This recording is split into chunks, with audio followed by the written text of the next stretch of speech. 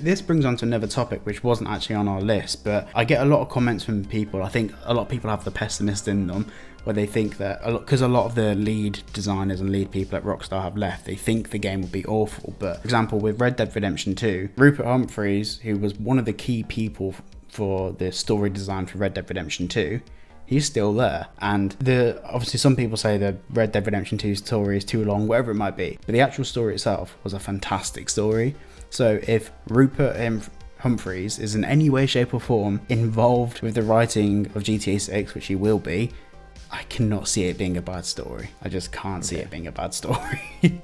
So a lot of people are worried, but they don't need to be. No, I don't think anyone should really be worried, to be perfectly honest. And also, anyways, like the storyboarding, the brainstorming, the writing, anyways, was done like a while. I'm not someone that's in game development. I'm not necessarily sure the specifics behind it, but I have a bit of a rough idea of how it works. I mean, the story was written a while back. I'm pretty certain, from what I can understand. Well, the first mentions of it were in 2014.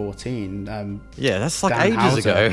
Yeah, a year after GTA 5 came out, so clearly the seed was planted a long time ago. Yeah, and that was a year before Leslie Benzies, the whole fallout happened between Leslie Benzies and Rockstar Games. When he got voluntarily fired. Yeah, he couldn't. Funny fact about that, if you guys don't know, he actually was locked outside of I'm pretty sure it was Rockstar North Studios. I read up on this a while back. He actually got locked out of the studios. Him and his son. It was him and his son and one of his son's friends. So Leslie Benzies' son worked for Rockstar as well, and his son's friend worked for Rockstar. I'm gonna have to assume that he did something bad, because he basically was owed royalties from GTA 5. He went on a hiatus from 2014, and then in 2016 he went on a 2-year hiatus. In 2016, when he returned to the office, he wasn't able to get into the office, and he was basically locked out, signed out of all his emails, and then it went to court, and it was settled out of court for an undisclosed sum. But he probably got paid hundreds of millions because he was a shareholder of the business. He had not a shareholder, sorry, he had royalties in the game.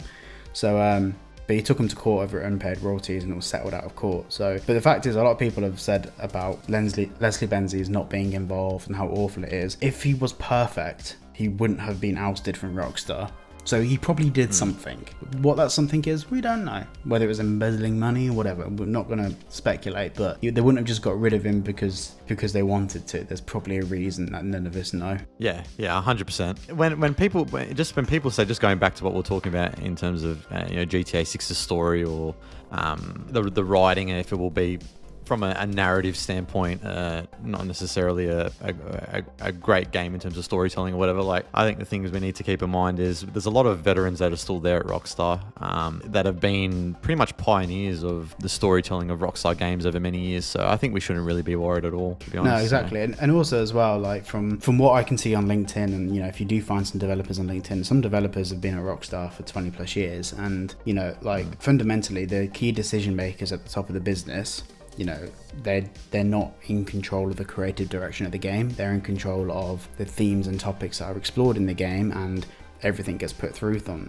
But it's the developers that actually come up with ideas, and they put it forwards to their bosses, and they go to their bosses, and it goes up the chain of command, and it gets approved or disapproved.